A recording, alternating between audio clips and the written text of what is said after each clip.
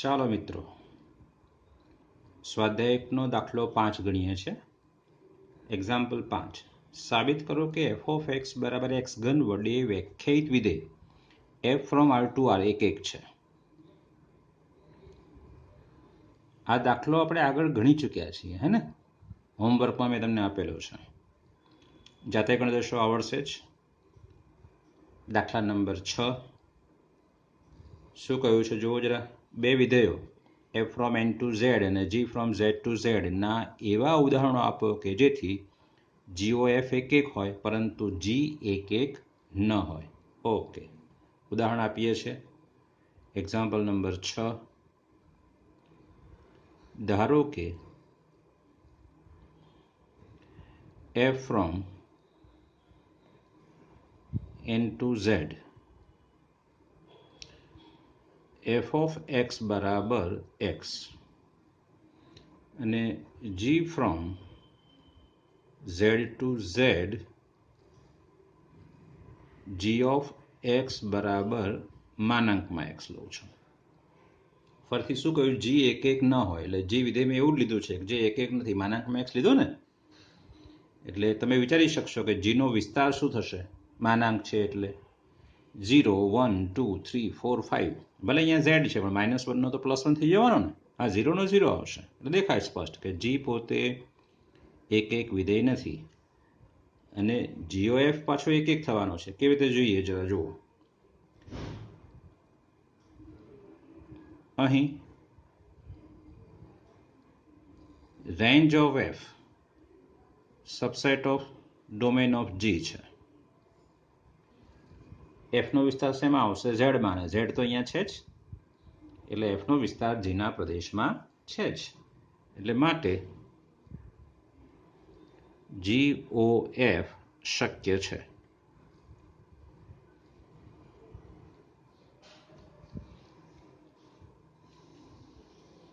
GOF ક્યાંથી ક્યાં આવશે? તો GOF from n to z. GOF no Pradesh n છે, બરાબર જુઓ. ઓકે, તથા હવે એનું સૂત્ર લખીએ છીએ. તથા GOF of x બરાબર g of f of x.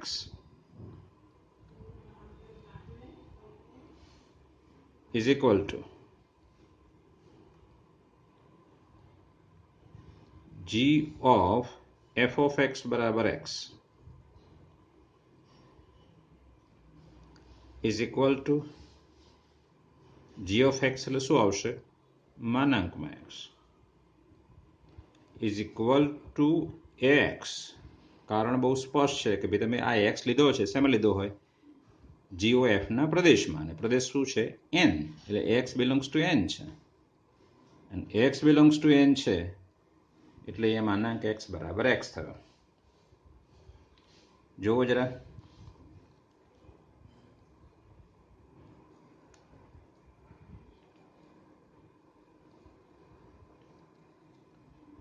હવે GOF ને એક સાબિત કરીએ.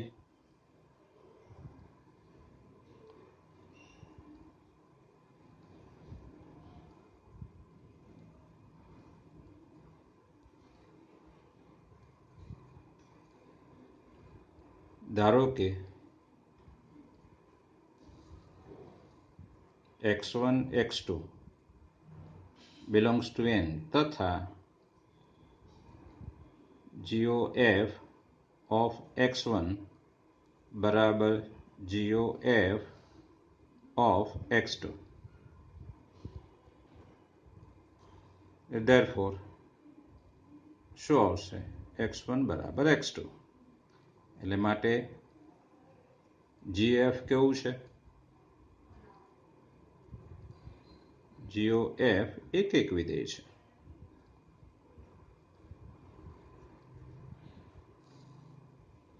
ચલો હવે આપણે બતાવવાના છીએ કે GOF એક છે પરંતુ G એક નથી. વળી G જરા જુઓ, G નો પ્રદેશ Z છે તો ત્યાં લેવાના છે આપણે -1 અને +1 બિલોંગ્સ ટુ ઝેડ તથા -1 નોટ ઇક્વલ ટુ +1, પરંતુ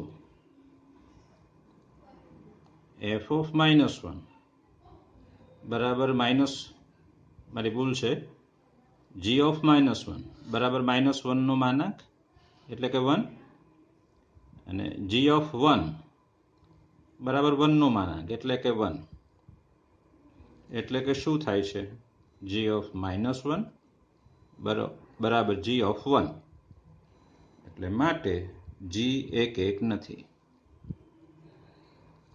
1 નથી.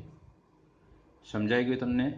આ ઉદાહરણ તમારે યાદ રાખવું પડશે અથવા બીજું વિધેય તમને બનાવતા આવડવું જોઈએ કે GOF વિધેય 1 હોય તો એ જરૂરી નથી કે g પોતે 1 હોય. GOF 1 છે પણ g 1 નથી. ચલો દાખલા નંબર 7 જોઈએ છે. એક્ઝામ્પલ 7માં શું કહ્યું છે? બે વિધેયો f from n to n અને g ફ્રોમ n થી n ના ઉદાહરણ આપો કે જેથી GOF વ્યાપ્ત હોય પરંતુ f વ્યાપ્ત ન હોય. ઓકે, આપણે f ને વ્યાપ્ત બતાવવાનો નથી પણ GOF વ્યાપ્ત વિધેય હોય એવું વિધેય આપણે લેવાનું છે. લઈએ છે દાખલા નંબર 7. ધારો કે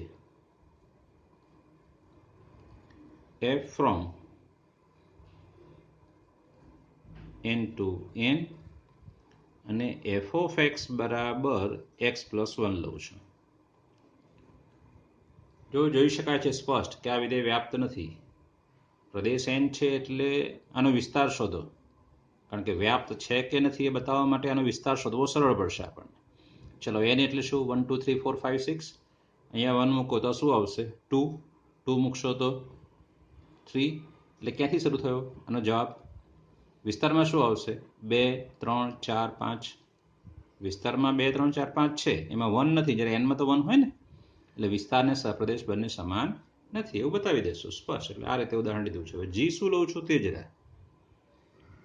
g ફ્રોમ એ પણ n થી n છે અને હવે g of x બરાબર અહીંયા હું આને 2 ટુકડામાં લઉં છું. અને આગળના એક્ઝામ્પલમાં જરા યાદ કરીએ કે GOF of x બરાબર x થતો હતો, એટલે x નું પ્રતિબિંબ x જ મળતું હતું ને. તો આમાં પણ આપણે એ જ પ્રયત્ન કરીએ કે x નું પ્રતિબિંબ x જ મળે. તો આ x plus 1 છે તો અહીંયા હું x minus 1 લઉં. ક્યારે? કે જ્યારે x ની કિંમત 1 કરતા મોટી હોય ત્યારે. x plus 1 ને x minus 1 ભેગા થઈને 1 ઉડી જાય ને એટલા માટે છે. ઓકે, બીજું એક આ ધ્યાન રાખીએ કે x ની કિંમત 1 થી મોટી હોય ત્યારે જ, નહીં તો પછી જો આપણે આવું ન લઈએ તો x બરાબર 1 મૂકીએ તો 1 minus 1 0 થાય ને. 0 તો આમાં ક્યાં છે? તો વિધેય જ ના બને પાછો. અને અહીંયા તો હજુ બાકી છે x બરાબર 1. તો શું? તો x બરાબર 1 માટે અહીંયા કોઈ પણ કિંમત મૂકી શકાય. 1 2 3 4 5 6 કોઈ પણ n માં આવતી કોઈ પણ અહીંયા કિંમત મૂકી શકાય. હું મૂકું છું અહીંયા 2. મૂકી શકાય. 1 પણ મૂકી શકાય. બહુ સરળ છે.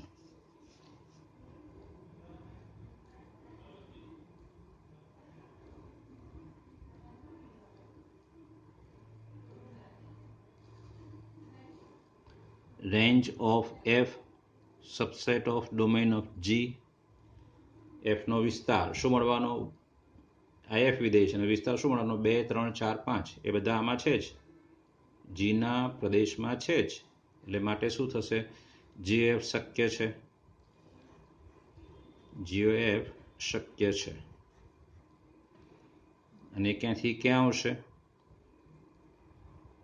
તો GOF from n to n આવશે. અને એનું સૂત્ર શું બનશે તે જોઈએ. GOF of x બરાબર g of f of x બરાબર g of f of x એટલે શું આ રહ્યું?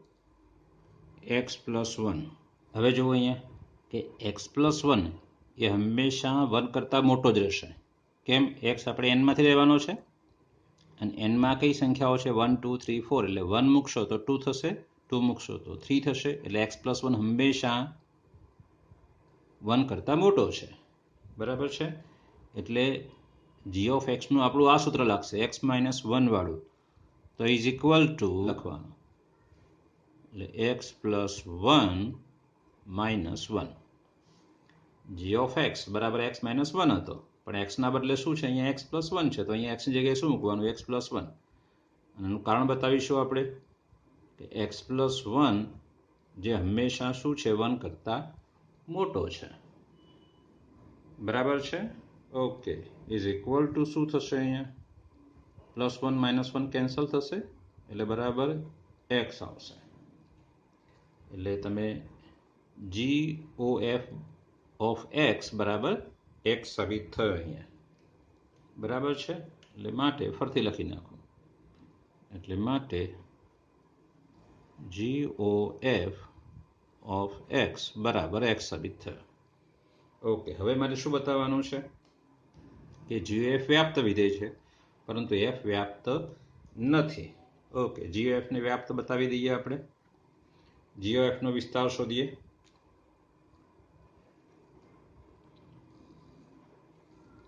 અહીં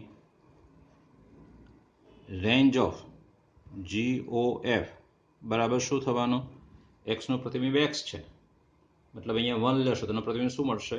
1 2 3 આ પ્રકારે મળશે. એટલે કે બરાબર n થશે, એટલે કે બરાબર સહપ્રદેશ. એટલે માટે જી ઓ એફ વ્યાપ્ત વિધેય છે. બતાવીએ, પરંતુ એફ વ્યાપ્ત વિધેય નથી.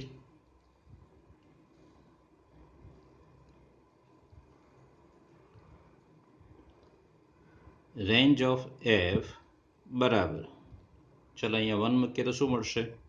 2. અહીંયા 2 મૂકીએ તો શું મળશે? 3 4 આ પ્રકારે મળશે. એટલે આમ જો બીજી રીતે લખું છું અહીંયા, આમ 1 does not belongs to range of F. 1 આમાં નથી, એટલે માટે તમે શું લખશો? કે range of F not equal to સહપ્રદેશ. એટલે માટે એફ વ્યાપ્ત નથી, માટે એફ વ્યાપ્ત નથી. બરાબર છે? ઓકે. ચાલો દાખલો 8 લઈએ છે. અરિક્ત ગણ x આપેલ છે અને એક્સના બધા ઉપગણોના ગણ પી ઓફ એક્સનો વિચાર કરો. એક્ઝામ્પલ નંબર 8 લઈએ છે. અહીં પી ઓફ એક્સ બરાબર શું છે? તો એ જ્યાં એ સબસેટ ઓફ એક્સ છે. પી ઓફ એક્સ જે પાવર સેટ ઓફ એક્સ, એક્સનો ઘાત ગણ છે, એટલે એક્સના બધા ઉપગણોનો ગણ. તો એક્સનો ઉપગણ મેં કોણ લીધો છે? એ લીધો છે, અને એનો આ ગણ લીધો છે પી ઓફ એક્સ. ઓકે. હવે શું કહ્યું છે તે જરા આપણને.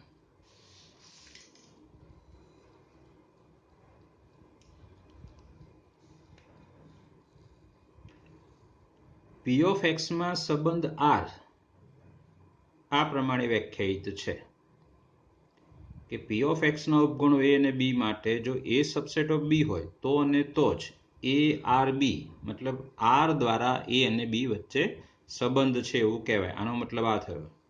ઓકે. પહેલા સંબંધ લખી લઈએ. આર બરાબર સંબંધ આર યાદ કરો, એ હંમેશા ક્રમયુક્ત જોડ આવશે. પણ પી ઓફ એક્સ પરની છે ને પી ઓફ એક્સમાં ઘટક આવા છે કેપિટલ એ, તો એ અને બી લેવાનો, અહીંયા કેપિટલ એ બી એવી ક્રમયુક્ત જોડ લેવાની. હવે આ ક્રમયુક્ત જોડ આરમાં ક્યારે આવશે? મતલબ એ આર બી ક્યારે થશે? એણે શું કહ્યું આપણને? સમજો જરા.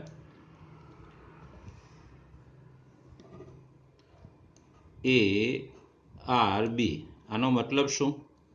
આગળ મેં તમને સંકેત આપેલો છે, capital A capital B belongs to R. આનો મતલબ આ થાય. આ બંને સંકેત સમાન છે. યાદ કરો, એક્સ આર વાય, તો મેં તમને શું કહ્યું હતું? X y belongs to R. હવે અહીંયા શું કહ્યું છે કે A R B double implies A subset of B. મતલબ એ બી સાથે આર દ્વારા સંબંધ ધરાવે છે, પણ ક્યારે? એ બીનો ઉપગણ હોય. એટલે બસ આ ઉપગણનો જ સંબંધ છે એમની વચ્ચે.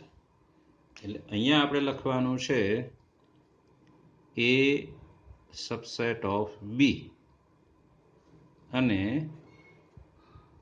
એ B belongs to power set of X. આ આપણો આર છે. સમજાઈ ગયું? આર આપણે જ્યારે પણ આર સ્પષ્ટ ના કર્યો હોય ત્યારે આપણે આર સ્પષ્ટ કરી જ દેવાનો. આ રીતે આર આ રીતે ગણમાં લખી જ દેવાનો, એટલે આપણને સાબિત કરતા ફાવે, બીજું કશું નહીં એમાં. ઓકે, હવે શું કહ્યું છે તે જરા જુઓ. તો શું આર એ પી ઓફ એક્સમાં સામ્ય સંબંધ છે? સામ્ય સંબંધ યાદ કરો, સ્વવાચક, સંમિત અને પરંપરિત છે, એવું આપણે બતાવવાનું છે. ચલો બતાવીએ છીએ એક પછી એક પોઈન્ટમાં. પહેલો પોઈન્ટ લઈએ છીએ સ્વવાચક માટે. તો ફોર એવરી, પહેલો ઘટક એ લેવાનો, બિલોંગ્સ ટુ, જેના ઉપરનો સંબંધ છે તે પાવર ઓફ એક્સ પરનો સંબંધ છે, તો એના પ્રત્યેક યાદ કરો જરા. સ્વવાચક માટે શું હતું તે યાદ કરવું ખૂબ જ મહત્વનું છે. તમને યાદ રહેવું જોઈએ એને કે આર એ પરનો સંબંધ હોય. અહીંયા આર એ પાવર ઓફ એક્સ પરનો સંબંધ છે, પાવર સેટ ઓફ એક્સ પરનો. આર એ પરનો સંબંધ હોય તો for every X belongs to A, એમાં આવેલા પ્રત્યેક એક્સ માટે તમારે એક્સ એક્સને આરમાં બતાવવાનો છે, તો સ્વવાચક કહેવાય. અહીંયા એ છે એટલે એ બિલોંગ્સ ટુ બતાવવાનો છે. તો for every A belongs to power set of X, A subset of A છે જ, આપણને છે જ, પોતે પોતાનો ઉપગણ હોય જ છે. એટલે માટે શું કહી શકાય? એટલે therefore A belongs to R, અને માટે આર સ્વવાચક છે. બરાબર છે. હવે સંમિત માટે બતાવીએ.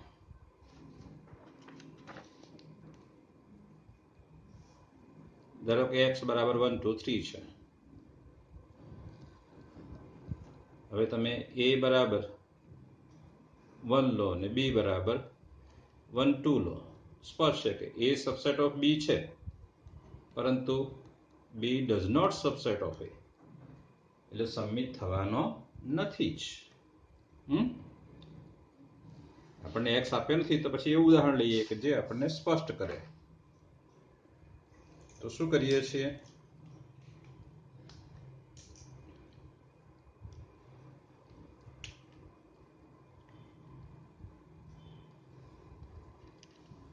ધારો કે એ સબસેટ ઓફ બી તથા એ નોટ ઇક્વલ ટુ બી, બે ગણ લઉં છું, એ અને બી પી ઓફ એક્સમાં, અને A B belongs to power set of X છે. હવે અહીં સ્પષ્ટ છે, અહીં સ્પષ્ટ છે કે B does not subset of A, એટલે therefore A B belongs to R, પરંતુ B A does not belongs to R, અને માટે આર સંમિત સંબંધ નથી. સંમિત સંબંધ નથી. બરાબર છે? ઓકે. પરંપરિત માટે, પરંપરિત માટે તમે શું કહેશો, વિચારશો? બરાબર છે, તમે જે વિચારો સાચું છે, પરંપરિત થશે જ. કેવી રીતે જરા જુઓ. ધારો કે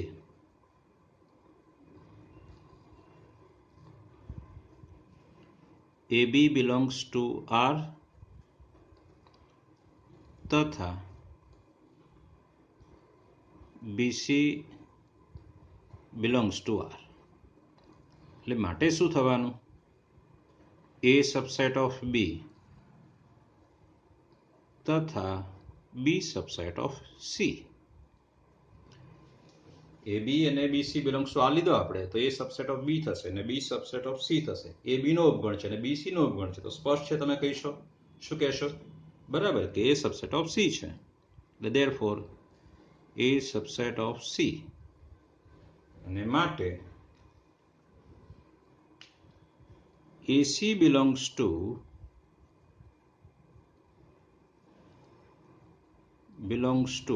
R અને માટે R પરંપરિત સંબંધ છે. પરંપરિત સંબંધ છે. ઓકે, 1, 2 અને 3 પરથી તમે કહેશો કે આ સામ્ય સંબંધ છે.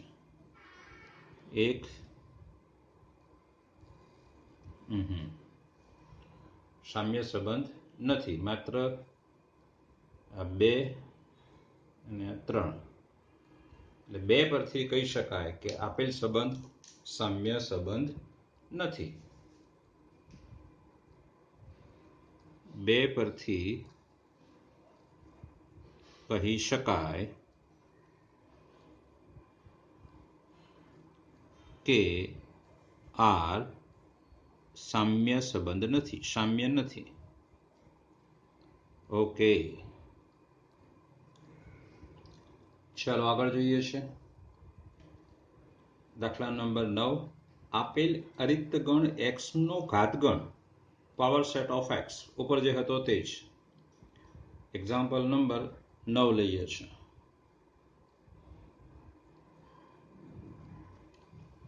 ચલો અહીં પાવર સેટ ઓફ x બરાબર શું છે? તો કે A નો ગણ છે અને A સબસેટ ઓફ x છે. આ પાવર સેટ ઓફ x છે. પાવર સેટ ઓફ x માં શું આવશે? x ના ઉપગણો આવશે બધા જ અને એનો ગણ એટલે પાવર સેટ ઓફ x છે.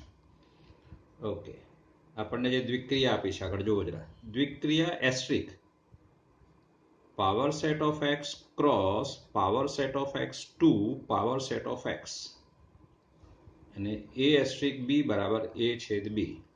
હવે દ્વિક્રિયા લખી છે તે આપણી પાસે.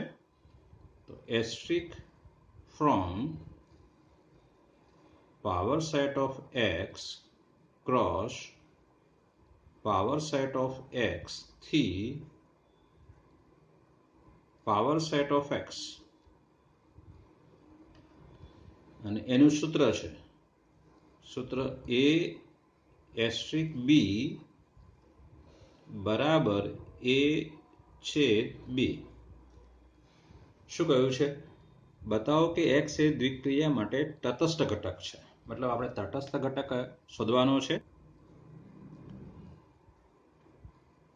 પહેલા તટસ્થ ઘટક ધારી લઈએ છીએ. ધારો કે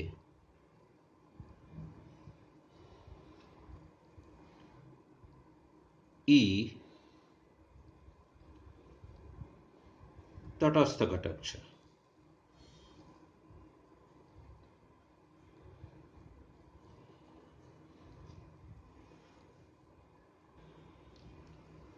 જો અહીંયા બધા કેપિટલ લેટર વપરાયા છે એટલે મેં અહીંયા ઈ કેપિટલ લીધો છે. એ ધ્યાન આપશો. હવે ઈ તટસ્થ ઘટક છે તો જરા યાદ કરો. માટે for every A belongs to power set of x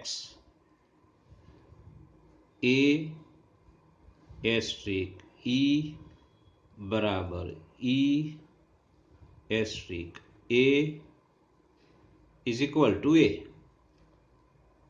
આ લઈ લઈએ છીએ યાદ હોય તો. અને પછી શું કરીએ છીએ? તો આની સાથે A લઈને આપણે E શોધીએ છીએ. તો કે હવે A એસ્ટ્રિક E બરાબર A. અને therefore A એસ્ટ્રિક E એટલે શું? આ રહ્યું સૂત્ર A છેદ E બરાબર A.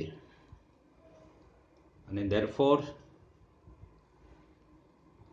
A છેદ E બરાબર A થયો તો A જે છે એ E નો ઉપગણ થાય.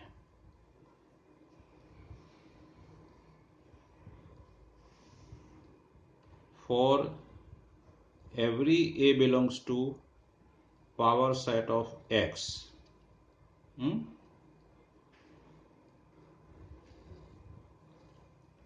For every A belongs to power set of X. A છેદ E બરાબર A ક્યારે થાય? તમને ખ્યાલ છે? A છેદ B બરાબર A ક્યારે થાય?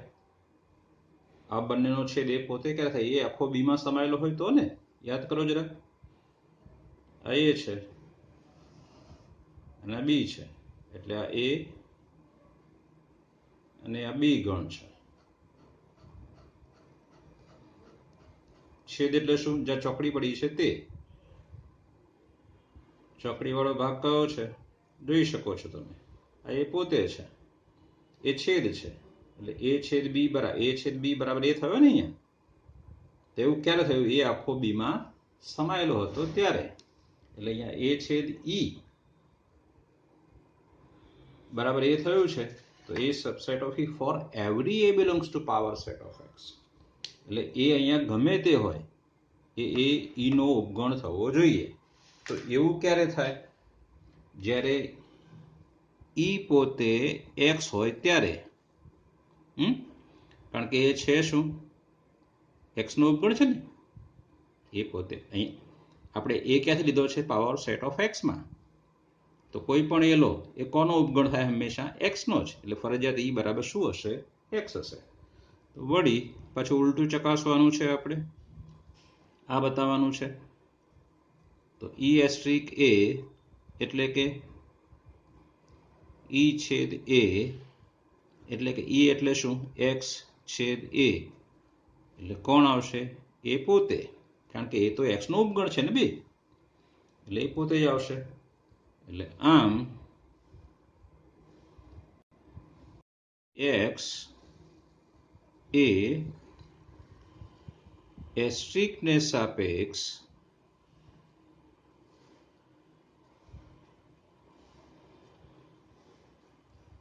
તટસ્થ ઘટક છે.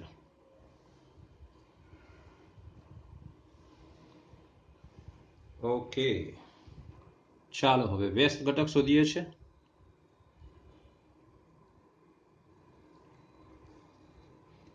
ધારો કે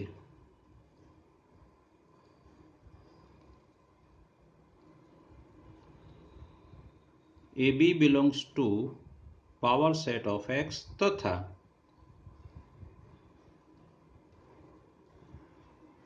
એનો વ્યસ્ત B છે. એટલે માટે શું થશે? A એસ્ટ્રિક B બરાબર X. કેમ X? X એ તટસ્થ ઘટક છે ને એટલા માટે. અને માટે શું થવાનું?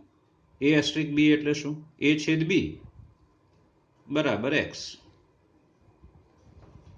ઓકે, અહીંયા સમજી લઈએ. A છેદ B બરાબર X છે, એટલે હું એક ગણ A લઉં છું અને બીજો એક ગણ B લઉં છું. આ ગણ B છે. બંને X ના ઉપગણો છે. ઓકે, હવે આ જે છેદ છે બંને, એ A છેદ B ને તો X કીધો છે ને પાછો. એટલે X જે છે આખો A માં સમાયેલો છે, એટલે X સબસેટ ઓફ A છે, અને X પાછો આખો B માં સમાયેલો છે. X સબસેટ ઓફ B છે. A અને B નો છેદ બરાબર X છે ને આપણી પાસે. તો આ X છે, એટલે X A માં પણ છે ને X B માં પણ છે. એટલે તમે આ રીતે લખી શકો કે X therefore માટે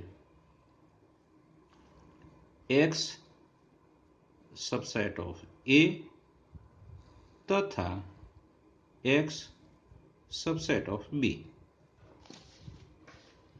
પરંતુ આપણી પાસે આપેલું શું છે? પરંતુ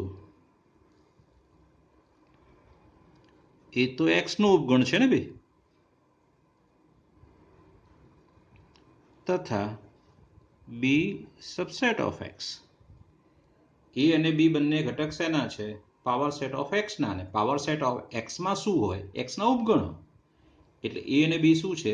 x ના ઉપગણો છે. એટલે એ પોતે x નો ઉપગણ છે, બી પણ x નો ઉપગણ છે. એટલે માટે તમે શું લખશો કે a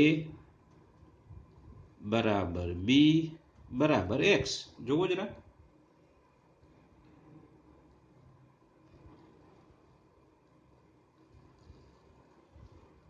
x એ નો ઉપગણ છે ને એ x નો ઉપગણ છે, એટલે a બરાબર x થાય. અહીંયા x એ b નો ઉપગણ છે ને b x નો ઉપગણ છે, તો b બરાબર x થાય. એટલે a બરાબર x ને b બરાબર પણ x, એટલે a બરાબર b બરાબર x છે. એટલે આમ આપણે તો પણ શું કહ્યું છે પાછું? a b નો વ્યસ્ત છે. તો a b નો વ્યસ્ત હોય તો મતલબ x એ x નો વ્યસ્ત થાય. એટલે આમ x એ x નો વ્યસ્ત છે. એટલે માટે x વ્યસ્ત સંપન્ન છે